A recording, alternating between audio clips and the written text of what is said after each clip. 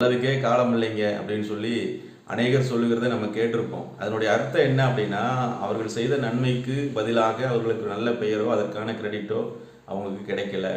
அதனால அவங்க சோர்ந்து போயிட்டாங்க. அதனால அவங்க வெக்ஸ் ஆகி இந்த மாதிரி பேசுகிறாங்க. நம்மளும் பல நேரங்களில் அப்படி சொல்லியிருப்போம். நம்ம இடத்துல நாம் நிறைய நன்மை செய்திருப்போம், ஒரு சிலருக்கு உதவிகள் செய்திருப்போம். ஆனால் அதையெல்லாம் பெற்றுக்கொண்டவர்கள் நம்ம இடத்துல அதை சரியாய் பிரதிபலிக்காமல் நம்மையே உதாசீனப்படுத்தி இருப்பாங்க.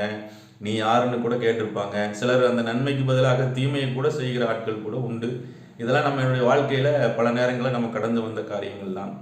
வேதாகமத்திலையும் வசனம் என்ன சொல்லுதுன்னா, கலாத்தியர் 6:9 நன்மை செய்கிறதிலே சோர்ந்து போகாதிருங்கள் என்று சொல்லுகிறது.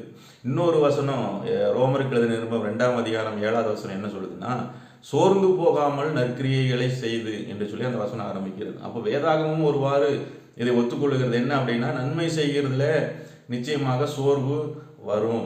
அப்போ அதனால தான் சோர்ந்து போகாமல் நற்கிரியைகளை செய்யணும், நன்மை செய்கிறதுல நீங்கள் சோர்ந்து போகக்கூடாது அப்படின்னு சொல்லி அதை அட்வைஸ் பண்ணுது.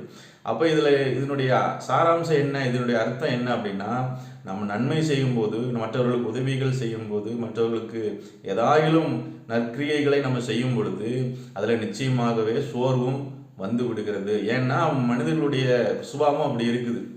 யாருமே எல்லாரும் அல்ல, அநேகர் எப்படி இருக்கிறாங்கன்னா, நன்றி அறிதல் இல்லாதவர்களாக இருக்கிறார்கள், செய்த நன்றியை மறக்கிறவர்களாக இருக்கிறார்கள். அதனால இந்த மாதிரியான சோர்வுகள் வரும்.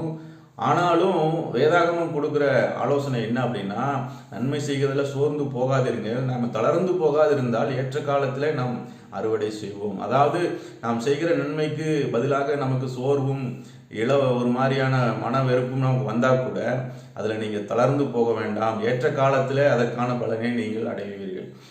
ரோமர் 2:7 கூட என்ன வாசிக்கிறோம் அப்படின்னா, நான் சோர்ந்து போகாமல் நற்கிரியை செய்து மகிமையும் கனத்தையும் அழியாமையும் தேடுகிறவர்களுக்கு கர்த்தர் நித்திய ஜீவனை அவர் அளிக்கிறார் என்று சொல்லுகிறது. அப்போது நம்ம பூமிக்குரிய வாழ்க்கையிலையும் நாம் செய்த நன்மைகளுக்கு பதில் நன்மைகளை நிச்சயமாகவே தேவனிடத்திலிருந்து நாம் பெற்றுக்கொள்ள முடியும். மனிதர்கள் நமக்கு செய்கிறாங்களோ இல்லையோ, நம்மை உதாசீனப்படுத்தலாம், நம்மை வெறுப்பேற்றலாம், என்ன வேணால் செய்யலாம். ஆனால் தேவன் நம்மை மறக்கிறதில்லை. நாம் செய்த நன்மைகளுக்கு நற்கிரியைகளுக்கு பதில் நன்மைகளை உபகாரங்களை கர்த்தர் இந்த பூமிக்குரிய வாழ்க்கையிலும் செய்கிறார். அதே நேரத்தில் ரோமர் 2:7 நித்திய ஜீவனையும் நமக்கு அவர் அளிக்கிறவராக இருக்கிறார். அதனால் நீங்கள் நன்மை செய்கிறதுல நீங்கள் சோர்ந்து போகாதீங்க, அதை விட்டு விடாதீர்கள். நன்மை செய்கிறது தேவனுக்கு பிரியமான ஒரு காரியம். அதனாலே வருகிற நன்மைகள் தேவனிடத்திலிருந்து நாம் பெற்றுக்கொள்ள முடியும்.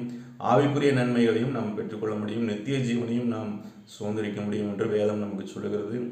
God bless you. மீண்டும் நாளைக்கு சந்திப்போம். Have a good day.